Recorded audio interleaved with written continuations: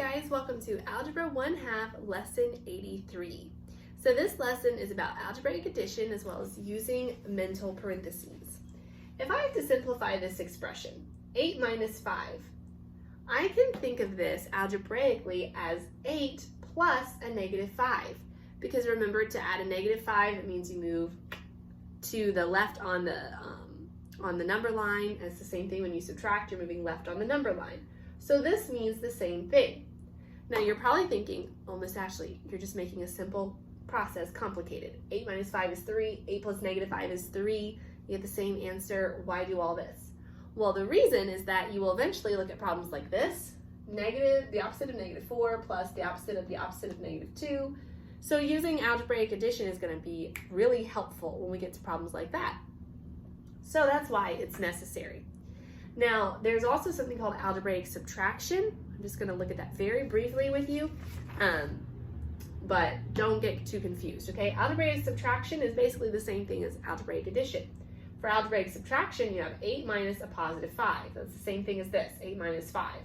We just wrote our signs. To subtract, you flip the sign, so this becomes a negative, and you add it instead, so 8 plus a negative 5. So basically, it all comes down to when you subtract, it's the same thing as adding a negative number. Now, we've already looked at inserting parentheses in order to do that, but we really don't need to insert parentheses into our problem.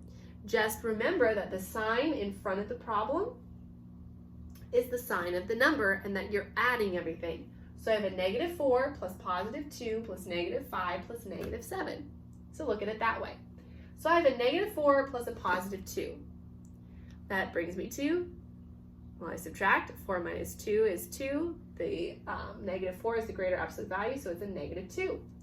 Negative 2 plus negative 5, negative 7. Negative 7 plus negative 7, negative 14. And that's all you gotta do. All right, let's try the next one. Negative 3 plus negative 2. Negative 5, very good. Negative 5 plus 6. Well, since they're opposite signs, you subtract. 6 minus 5 is 1. 6 has the greater absolute value, so it's a positive 1.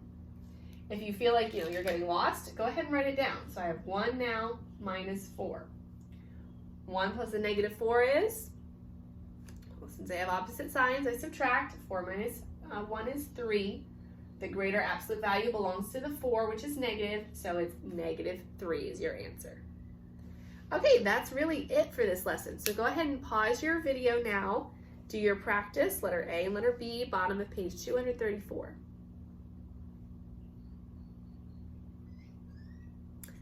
Okay, you should be back now. Excuse me. Letter A, you had negative 4 plus 2 gives you negative 2. Negative 2 plus 3 is negative 5. Negative 5 plus negative 7, negative 12. Negative 12 plus 8, negative 20. Plus 1, negative 19. Letter B, you have negative 7 plus a negative 3 is negative 10. Plus negative 2 is negative 12.